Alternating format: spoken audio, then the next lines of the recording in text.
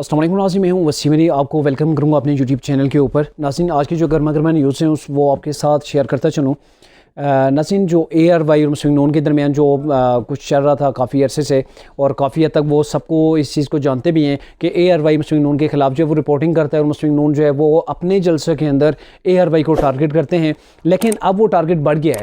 अब ARY मुस्लिम नून की वजह से अब नेशनल लेवल के ऊपर पाकिस्तान की मैशत को टारगेट कर रहा है, पाकिस्तान की इकानमी को टारगेट किया जा रहा है, जिससे पाकिस्तान को काफ़ी नुकसान हो रहा है। अभी आपको पता है कि IMF के साथ जो अभी गवर्नमेंट के मुज़ाकरात जारी हैं, उन मुज़ाकरात के अंदर ये देखा जाएगा कि वो मुज़ाकरात किस हद तक कामयाब होते हैं और IMF पाकिस्तान को वो कर्ज़ की किस्त देता है या नहीं। तो इसके वाले से पूरे पाकिस्तान की तकरीबन नज़रें जो है वो IMF के ऊपर हैं, चूँकि IMF से पाकिस्तान को वो कर्ज़ मिलेगा, उसके बाद ही पाकिस्तान के जो मामलात आगे बढ़ सकेंगे। क्योंकि इस वक्त पाकिस्तान के पास रिज़र्व जो है वो तेज़ी से गिर रहे हैं और वो अभी इंतहाई जो है वो काफ़ी कम लेवल के ऊपर आ चुके हैं। यहाँ पर ARY ने एक न्यूज़ ब्रेक की है मिफ्ता इस्माइल को कोट करके। उन्हें कहा है जी, IMF की जानिब से अब तक कोई वाज़ेह जवाब नहीं मिला वज़ीर ख़जाना पाकिस्तान। यानी कि ये वो न्यूज़ रिपोर्ट की गई जो हकीकत के बिल्कुल बरखिलाफ़ है और ये बिल्कुल एक फ़ेक न्यूज़ है, यानी कि झूठी न्यूज़ ARY ने फैलाई।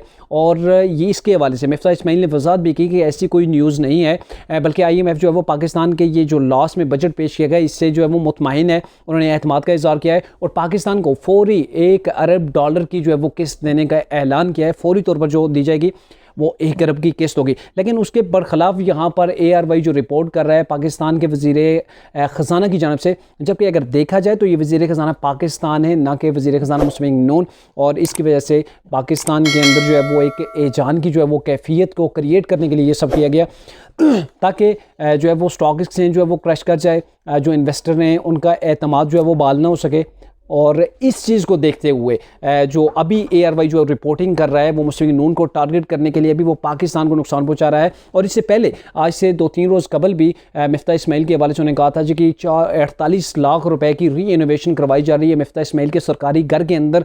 तो ये पाकिस्तान के ख़जाने को ऐसे ये लोग लूट रहे हैं। और उसके हवाले से मिफ्ता इस्माइल चले गए थे पेम्बरा के अंदर, वहाँ पर इन्होंने केस दायर किया था और आई थिंक 1-2 रोज़ के अंदर जो है वो ARY को बुलाया जाएगा पेम्बरा के अंदर, वहाँ पर इस केस की सुनवाई भी की जाएगी। और अभी ये जो आज की ये जो न्यूज़ है ये सरासर जो है वो नाइंसाफ़ी है और एंटी पाकिस्तान किस्म की ये न्यूज़ है, जिससे पाकिस्तान को बड़ा लॉस हो सकता है। चूँकि ऐसी न्यूज़ के बलबूते पर जो है वो स्टॉक एक्सचेंज जो है वो क्रश कर जाती हैं, जो इन्वेस्टर होते हैं उनका एतमाद नहीं रहता और फिर लोगों के अंदर बड़ा खौफ व एहसास जो है वो फैल जाता है। तो ऐसी चीज़ें जो है भाई कोई भी एक अच्छा जो न्यूज़ चैनल होता है जो ये देखता है कि पाकिस्तान के इस वक्त कौन से हालात हैं, क्या चल रहे हैं, वो कभी भी ऐसी फेक जो है वो न्यूज़ नहीं चलाता। लेकिन ARY इस हद तक जो है वो जा चुका है, चूँकि उससे कंट्रोल जो कहा जा रहा है वो कहीं और से किया जा रहा है। अच्छा, दूसरी बड़ी न्यूज़ ये है कि पंजाब के अंदर जैसे वफाक से किक आउट किया गया तरीके इंसाफ को पीपल्स पार्टी, मुस्लिम नून और JUI ने मिलकर, अब जो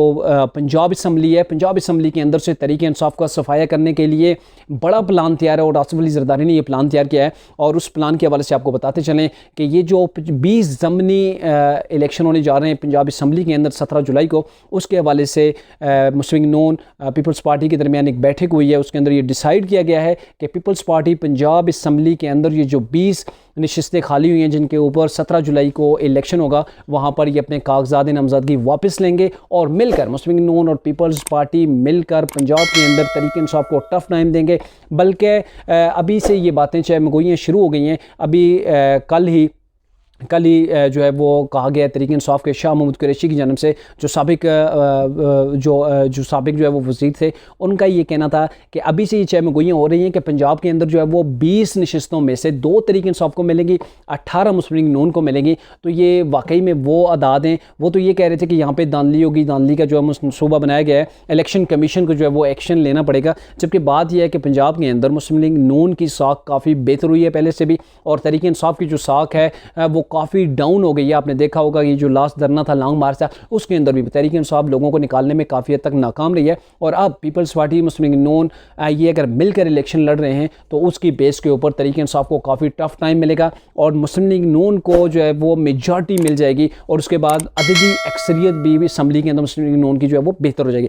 अब चूँकि अभी असम्बली के अंदर जो है वो NAB मुस्लिम नून को काफ़ी ज़रूरत है कि उनकी जो है वो तादाद जो है वो बढ़ जाए, चूँकि अभी जो जो तादाद है वो इतनी ज़्यादा नहीं है उनके लिए जो है वो कि जो रिलायबल हो, इन्हें रिलायबल पोजीशन के लिए इन्हें चाहिए होंगी काफ़ी सारी सीटें। और यहाँ पर इन्हें एक और बेनिफिट भी मिल जाएगा, जो रिज़र्व सीट्स हैं 5, जो 20 में से ज़्यादा जीतेगा ज़ाहिर है उस हवाले से उन्हें भी 1-2 सीटों का जो है वो इजाफा मिल जाएगा रिज़र्व सीटों के अंदर से, जो 5 सीटें हैं पंजाब असम्बली के अंदर। तो यहाँ पर भी अब वफाक के बाद पंजाब असम्बली के अंदर तहरीक इंसाफ को टफ टाइम दिया जाएगा और वहाँ पर में भी जो पंजाब के हालात हैं जो अभी तक चल रहे हैं उसके अंदर मुस्लिम नून को जो है वो काफ़ी हद तक बड़ी जो है वो मेजॉरिटी के साथ जो है वो सीटें मिल सकती हैं।